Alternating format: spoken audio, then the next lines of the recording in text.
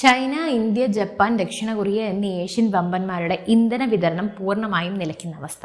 പക്ഷേ ഈ മഹായുദ്ധത്തിന്റെ യഥാർത്ഥ കേന്ദ്രബിന്ദു ഇറാനോ അമേരിക്കയോ അല്ല. ഈ ഭീമന്മാർക്കിടയിൽ പെട്ട് ശ്വാസം മുട്ടുന്ന, എന്നാൽ ഈ കടലിടുക്കിന്റെ യഥാർത്ഥ താക്കോൽ കൈവശം വെച്ചിരിക്കുന്ന ഒരു നിശബ്ദ രാജ്യം ഒമാൻ. സുൽത്തനേറ്റ് of Oman. ഇറാൻ പുതിയൊരു പ്രഖ്യാപനം നടത്തി. പേർഷ്യൻ ഗൾഫ് സ്ട്രെയിറ്റ് അതോറിറ്റി രൂപീകരിച്ച് ഹോർമൂസ് കടലിടുക്കിലൂടെ പോകുന്ന കപ്പലുകളിൽ നിന്നും വൻ തുക ടോൾ അല്ലെങ്കിൽ നികുതി ഈടാക്കും. ഇതിനെതിരെ അമേരിക്കൻ പ്രസിഡന്റ് ഡൊണാൾഡ് ട്രംപ് നൽകിയ മുന്നറിയിപ്പ് ലോകത്തെ ഞെട്ടിക്കുന്നതായിരുന്നു. ഒമാൻ മര്യാദയ്ക്ക് പെരുമാറണം, ഇല്ലെങ്കിൽ ആ പ്രദേശം നമ്മൾ ബോംബിട്ട് തകർക്കും. തൊട്ടു പിന്നാലെ American treasury secretary Scott Bessent ഒമാന് പരസ്യമായി ഭീഷണി മുഴക്കി. ഈ ഭൗമരാഷ്ട്രീയ ചതുരംഗ കളിയെക്കുറിച്ച് കൃത്യമായി മനസ്സിലാക്കണമെങ്കിൽ നമ്മൾ ആദ്യം ഭൂപടത്തിലേക്കൊന്ന് നോക്കണം.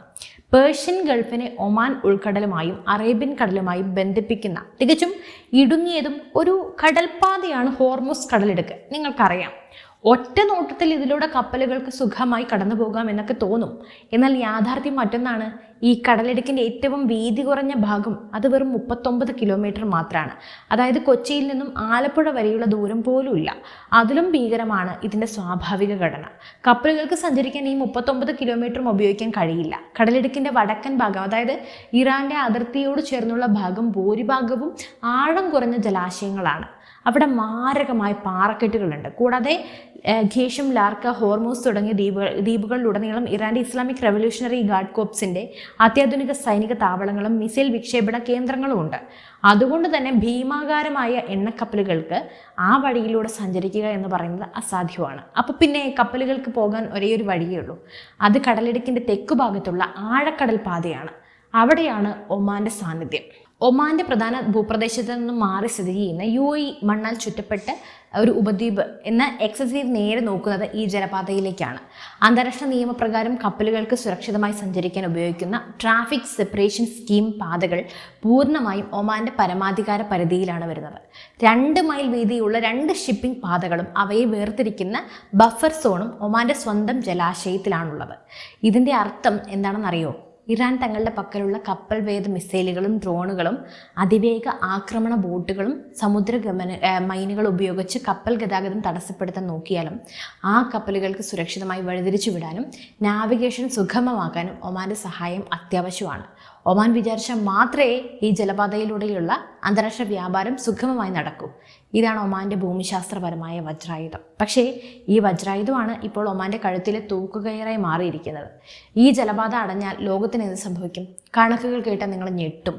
ലോകത്ത് ഉൽപ്പാദിപ്പിക്കപ്പെടുന്ന പെട്രോളിയം ഉൽപ്പന്നങ്ങളുടെയും ദ്രവീകൃത പ്രകൃതിവാതകത്തിൻ്റെയും ഒക്കെ 20 മുതൽ 25% വരെ കടന്നു പോകുന്നത് ഈ ഒരൊറ്റ ഇടുങ്ങിയ വഴിയിലൂടെയാണ്.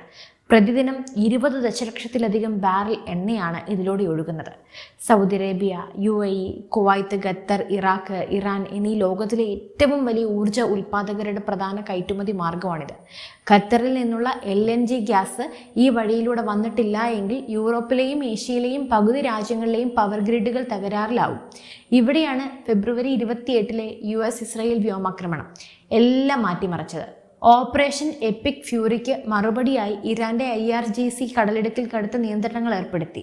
ഇത് വെറും ഒരു സൈനിക നീക്കമല്ല, അതൊരു സാമ്പത്തിക ശ്വാസം മുട്ടിക്കലായിരുന്നു. പെട്ടെന്നാണ് കടലിൽ കപ്പലുകളുടെ വൻ ട്രാഫിക് ബ്ലോക്ക് ഉണ്ടായത്. 5550-ലധികം ഭീമൻ വാണിജ്യ കപ്പലുകൾ ദിവസങ്ങളോളം സമുദ്രത്തിൽ കടന്നു. കടൽ കൊള്ളക്കാരുടെ ഭീഷണിയേക്കാൾ ഭീകരമായി ഇൻഷുറൻസ് കമ്പനികൾ റിസ്ക് റേറ്റിംഗ് കൂട്ടി. ഷിപ്പിംഗ് ഇൻഷുറൻസ് പ്രീമിയം ഒറ്റയടിക്ക് 600% വർദ്ധിച്ചത്. ഇതിന്റെ ആഘാതം ഏറ്റവും കൂടുതൽ ബാധിച്ചത് ആരെയാണെന്നറിയോ? ഏഷ്യയിലെ 4 വൻകിട സമ്പദ് വ്യവസ്ഥകളെ: ഇന്ത്യ, ചൈന, ജപ്പാൻ, ഒപ്പം ദക്ഷിണ കൊറിയ. നമ്മുടെ രാജ്യത്തിന്റെ ഊർജ്ജ സുരക്ഷയുടെ വലിയൊരു പങ്ക് ഈ കടലിടുക്കിനെ ആശ്രയിച്ചാണ് ഉള്ളത്. അതുകൊണ്ട് തന്നെ ഇന്ത്യയുടെയും ചൈനയുടെയും കടുത്ത ആശങ്കയോടെയാണ് മസ്കറ്റിലേക്ക് നോക്കിയത്. എന്നാൽ കഥ അവിടെയും തീർന്നില്ല. കനൽ പുകയുന്ന ഈ അന്തരീക്ഷത്തിലേക്കാണ് ഇറാൻ മെയ് 5 ഒരു പുതിയ ബോംബ് എറിഞ്ഞത്. അവർ പേർഷ്യൻ ഗൾഫ് സ്ട്രെയിറ്റ് അതോറിറ്റി എന്ന പുതിയൊരു ഔദ്യോഗിക സംവിധാനം പ്രഖ്യാപിച്ചു. ഇനി മുതൽ ഹോർമൂസ് കടലിടുക്കിലൂടെ പോകുന്ന എല്ലാ കപ്പലുകളുടെയും മുൻകൂട്ടി ഇമെയിൽ അതോറിറ്റിയിൽ രജിസ്റ്റർ ചെയ്യണം, അനുമതി വാങ്ങണം. കൂടാതെ കടന്നു പോകുന്ന ഓരോ ബാരൽ എണ്ണയ്ക്കും ഏകദേശം $1 വീതം ഗതാഗത ഫീസ് അല്ലെങ്കിൽ ടോള് നൽകണം. അതും അമേരിക്കൻ ഡോളറിലോ യൂറോയിലോ അല്ല, ഇറാന്റെ സ്വന്തം കറൻസിയായ റിയാലിൽ പണമടയ്ക്കണം. ഈ നീക്കം അന്താരാഷ്ട്ര സമൂഹത്തെ അക്ഷരാർത്ഥത്തിൽ ഞെട്ടിച്ചു. കാരണം ഇറാനിയൻ റിയാലിൽ അക്കൗണ്ട് തുടങ്ങി പണമിടപാട് നടത്തുക എന്നാൽ ഇറാനെതിരെയുള്ള അന്താരാഷ്ട്ര ഉപരോധങ്ങൾ ലംഘിക്കുക എന്നതാണ് അർത്ഥം. കപ്പലുകൾക്ക് അനുമതി നൽകാനുള്ള അധികാരം പൂർണ്ണമായും ടെഹ്റാന്റെ കൈകളിലാകുന്നതോടെ തങ്ങൾക്ക് ഇഷ്ടമില്ലാത്ത രാജ്യങ്ങളിലെ കപ്പലുകൾ തടയാൻ ഇറാന് നിയമപരമായ ഒരു കവചം ലഭിക്കും. ഇതിന് പകരമായി ഒമാൻ ഫ്രാൻസിന്റെയും UK പിന്തുണയോടെ മറ്റൊരു ബദൽ നിർദ്ദേശം മുന്നോട്ട് വെച്ചു. നാവിഗേഷൻ സ്വാതന്ത്ര്യം ഉറപ്പാക്കുന്ന എല്ലാ ഗൾഫ് രാജ്യങ്ങൾക്കും പങ്കാളിത്തമുള്ള ഒരു സംവിധാനമായിരുന്നു അത്. എന്നാൽ ഇതിനിടയിലാണ് ഇറാനിയൻ സ്റ്റേറ്റ് മീഡിയ ഒരു വാർത്ത പുറത്തുവിട്ടത്. ഹോർമൂസ് കടലിടുക്കിന്റെ സുരക്ഷയും ഗതാഗത മാനേജ്മെന്റും ഇറാനും ഒമാനും സംയുക്തമായി ഏറ്റെടുക്കാൻ ഒരു അനൗദ്യോഗിക കരാറിൽ ഒപ്പുവെച്ചിരിക്കുന്നു. 1 മാസത്തിനുള്ളിൽ കപ്പൽ ഗതാഗതം പഴയപടിയാക്കാൻ ഇരു കൂട്ടരും സമ്മതിച്ചു. ഇതായിരുന്നു ആ വാർത്ത. ഈ വാർത്ത പുറത്തു വന്നതോടെ വാഷിംഗ്ടണിൽ നിയന്ത്രണം വിട്ടു. ഒമാൻ ഇറാന്റെ കൈണിയിൽ വീണോ എന്ന സംശയം അമേരിക്കയെ പ്രകോപിപ്പിച്ചു. തൊട്ടടുത്ത ദിവസം അവിടെ നടന്ന ക്യാബിനറ്റ് മീറ്റിംഗിൽ അമേരിക്കൻ പ്രസിഡന്റ് ഡൊണാൾഡ് ട്രംപ് ക്യാമറകൾക്ക് മുന്നിൽ വെച്ച് ആക്രോശിച്ചു. ഹോർമൂസ് കടലിടുക്ക് ആരുടെയും തറവാട്ട് സ്വത്തല്ല, അതാരും നിയന്ത്രിക്കാൻ പോകുന്നില്ല. അതൊരു അന്താരാഷ്ട്ര ജലാശയമാണ്. ഒമാൻ മറ്റുള്ളവരെ പോലെ മാന്യമായി പെരുമാറണം, ഇല്ലെങ്കിൽ നമ്മളത് ബോംബിട്ട് തകർക്കും. അവർക്ക് കാര്യം മനസ്സിലാകും, അവർ അതിന് മുതിരില്ല. ട്രംപിന്റെ ഭീഷണിക്ക് തൊട്ടു പിന്നാലെ അടുത്ത ദിവസം ഒമാന്റെ തലസ്ഥാനമായ മസ്കറ്റിൽ നേരിട്ടെത്തി US treasury secretary Scott Bessent എക്സിൽ കുറിച്ച വാക്കുകൾ ഒമാന്റെ സാമ്പത്തിക വ്യവസ്ഥയുടെ നെഞ്ചിൽ ഇടിക്കുന്നതായിരുന്നു. ഹോർമൂസ് കടലിടുക്കിൽ ടോൾ സംവിധാനം ഏർപ്പെടുത്താനുള്ള ഏതൊരു ശ്രമത്തെയും അമേരിക്ക അനുവദിക്കും. ഈ ടോൾ പിരിവിന് നേരിട്ടോ അല്ലാതെയോ സഹായിക്കുന്ന ഒമാനിലെ ഏതൊരു വ്യക്തിയെയും ബാങ്കിനെയും സ്ഥാപനത്തെയും US ട്രഷറി ക്രൂരമായി ലക്ഷ്യം വയ്ക്കും. കടുത്ത പിഴ ചുമത്തും. അമേരിക്ക വെറുതെ പറയുകയല്ല എന്ന് തെളിയിക്കാൻ മണിക്കൂറുകൾക്കകം അവർ ഇറാന്റെ പേർഷ്യൻ ഗൾഫ് സ്ട്രേറ്റ് അതോറിറ്റിയായി കരിമ്പട്ടികയിൽ ഉൾപ്പെടുത്തുകയും ആഗോള ഉപരോധം ഏർപ്പെടുത്തുകയും ചെയ്തു. ഇവിടെയാണ് വലിയൊരു നിയമയുദ്ധം നടന്നത്. എന്താണ് ഈ കടലിടുക്കിന്റെ നിയമപരമായ പദവി എന്നത്? 1982 ഐക്യരാഷ്ട്രസഭയുടെ സമുദ്ര നിയമ കൺവെൻഷൻ അഥവാ UNCLOS അത് പ്രകാരം ഹോർമൂസ് കടലിടുക്ക് ഒരു അന്താരാഷ്ട്ര ജലപാതയാണ്. ഇതിലൂടെ ലോകത്തിലെ ഏത് രാജ്യത്തെ കപ്പലുകൾക്കും വിമാനങ്ങൾക്കും തടസ്സമില്ലാതെ വേഗത്തിൽ സഞ്ചരിക്കാനുള്ള ട്രാൻസിറ്റ് പാസേജ് അവകാശമുണ്ട്. ഒമാൻ ഈ ഉടമ്പടിയിൽ ഒപ്പുവയ്ക്കുകയും അത് പൂർണ്ണമായി അംഗീകരിക്കുകയും ചെയ്ത രാജ്യമാണ്. അതുകൊണ്ട് തന്നെ സമാധാനകാലത്ത് ഒരു വാണിജ്യ കപ്പലിനെയും തടയാൻ ഒമാന് നിയമപരമായി കഴിയില്ല. ഈ കടുത്ത പ്രതിസന്ധി ഘട്ടത്തിലും കടലിടുക്കിലൂടെ ഭാഗികമായിട്ടെങ്കിലും കപ്പലുകൾ ഓടിയത് ഒമാന്റെ ഈ സുതാര്യമായ നിലപാടുകൊണ്ടാണ്. എന്നാൽ ഇറാൻ കളിക്കുന്നത് മറ്റൊരു കളിയാണ്.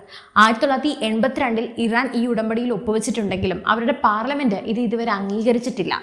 അതുകൊണ്ട് തന്നെ UNCLOS നിയമനങ്ങൾക്ക് ബാധ്യമല്ലെന്നാണ് ടെഹ്റാന്റെ വാദം. അവർ പറയുന്നത് ഇതൊരു അന്താരാഷ്ട്ര ജലപാതയല്ല, മറിച്ച് ഇറാനുമായും ഒമാന്റെയും പ്രാദേശിക ജലാശയങ്ങൾ മാത്രമാണ് എന്നാണ്. അപ്പോൾ ഇതൊരു റീജിയണൽ ജലാശയമാണെങ്കിൽ കപ്പലുകൾക്ക് ഇന്നസെന്റ് പാസേജ് മാത്രമേ അനുവദിക്കൂ. അതായത് തീരദേശ രാജ്യത്തിൻ്റെ പരമാധികാരത്തിനോ രാഷ്ട്രീയ സ്വാതന്ത്ര്യത്തിനോ ഭീഷണിയാകുന്ന രീതിയിൽ കപ്പലുകൾ സഞ്ചരിച്ചു കഴിഞ്ഞാൽ അവയെ തടയാൻ ഇറാൻ അധികാരമുണ്ടെന്ന്. തങ്ങളെ ആക്രമിക്കാൻ വരുന്ന അമേരിക്കൻ നാവികസേനയെയും സഖ്യകക്ഷികളെയും തടയാൻ തങ്ങൾക്ക് നിയമപരമായി അവകാശമുണ്ടെന്നാണ് ഇറാന്റെ വാദം. ഈ മാസം ഇന്ത്യയിൽ നടന്നൊരു നയതന്ത്ര യോഗത്തിൽ ഇറാന്റെ വിദേശകാര്യമന്ത്രി അബ്ബാസ് അരാക്ചി ഇത് അടിവരയിട്ട് പറഞ്ഞിട്ടുണ്ട്. ഇറാൻ, ഒമാൻ എന്നീ രാജ്യങ്ങളിലെ പ്രാദേശിക ജലാശയങ്ങളാണ് ഈ കടലെടുക്ക്. ഇതിനിടയിൽ ഒരു അന്താരാഷ്ട്ര ജലപാതയുമില്ല. അമേരിക്കയുടെ ഭാഗത്തു നിന്ന് ഉപരോധ ഭീഷണിയും ഇറാന്റെ ഭാഗത്തു നിന്ന് സംയുക്ത മാനേജ്മെന്റ് പ്രഖ്യാപനങ്ങളും വന്നതോടെ ഒമാൻ കടുത്ത സമ്മർദ്ദത്തിലായി. ഒരു വശത്ത് പതിറ്റാണ്ടുകളായി തങ്ങളുമായി അതിർത്തി പങ്കിടുന്ന ശക്തമായ സൈനിക ശേഷിയുള്ള ഇറാൻ, മറുവശത്ത് തങ്ങളുടെ സുരക്ഷയും സാമ്പത്തിക അടിത്തറയും കാത്തു സൂക്ഷിക്കുന്ന അമേരിക്കൻ സഖ്യം. ഒമാൻ എന്ത് ചെയ്യും? ഇറാന്റെ പ്രസ്താവനകളെ ഒമാൻ പരസ്യമായി തള്ളിക്കളഞ്ഞതുമില്ല, എന്നാൽ അംഗീകരിച്ചതുമില്ല. അവർ പൂർണ്ണമായും മൗനം പാലിച്ചു. അതേസമയം അണിയറയിൽ ഒമാനി ഉദ്യോഗസ്ഥർ അമേരിക്കയിലേക്ക് അടിയന്തര സന്ദേശങ്ങൾ അയക്കുന്നുണ്ട്. തങ്ങൾക്ക് ഇറാന്റെ ടോൾ സംവിധാനവുമായി യാതൊരു ബന്ധവുമില്ലെന്നും അന്താരാഷ്ട്ര നിയമനങ്ങൾ പാലിച്ചു മാത്രമേ ഞങ്ങൾ മുന്നോട്ട് പോകുള്ളൂ എന്നും അവർ അമേരിക്കയ്ക്ക് രഹസ്യ ഉറപ്പ് നൽകി. കാരണം അമേരിക്കയുടെ ഒരു ദ്വിതീയ ഉപരോധം ഉണ്ടായാൽ അത് ഒമാന്റെ ബാങ്കിംഗ് മേഖലയെ തകർത്ത് തരിപ്പണമാക്കും. പശ്ചിമേഷ്യയിലെ ഏറ്റവും വലിയ സമാധാന ദൂതൻ എന്നാണ് ഒമാൻ അറിയപ്പെടുന്നത്. ലോകത്ത് ആരും ആരോടും സംസാരിക്കാത്ത അവസ്ഥയിലും ഒമാൻ എല്ലാവരുമായി സംസാരിക്കും. ഇറാനും അമേരിക്കയും തമ്മിലുള്ള അണിയറ ചർച്ചകളുടെ പ്രധാന വേദി എപ്പോഴും മസ്കറ്റാണ്.